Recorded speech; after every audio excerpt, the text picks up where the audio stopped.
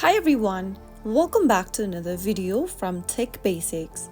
In this episode, we will be learning how to categorize transfer in YNAB application. In the YNAB or YNAB budget app, categorizing transfers between accounts is essential for accurate budgeting. So let's go ahead and find out how we can do that.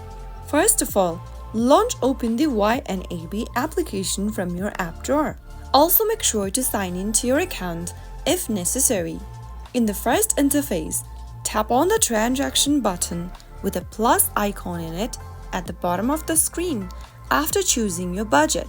Now, select the outflow or the inflow transaction option, and if this is a recurring transfer between accounts, you can set it as a repeating scheduled transaction by using the repeat drop-down and choose your preferred date. If you're moving money between your own accounts, example from checking to savings or vice versa, you don't need to categorize these transfers. Simply go ahead and, after selecting the outflow or the inflow of the transaction, tap on Choose Payee.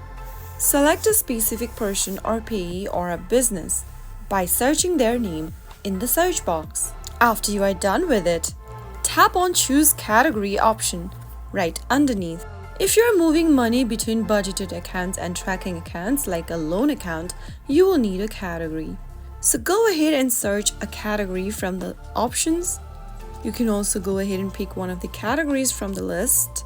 And once you've done that, select your account, date, and other options on the page. Finally, after you are done, tap on Save at the bottom right, and you will be able to categorize a transfer in YNAB.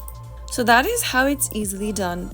If you found the video to be helpful, go ahead and give us a thumbs up. Don't forget to subscribe to the channel by hitting the subscribe button. Press on the notification bell so that you'll never miss another upcoming upload from us. I will be back again in the next episode. Goodbye till then.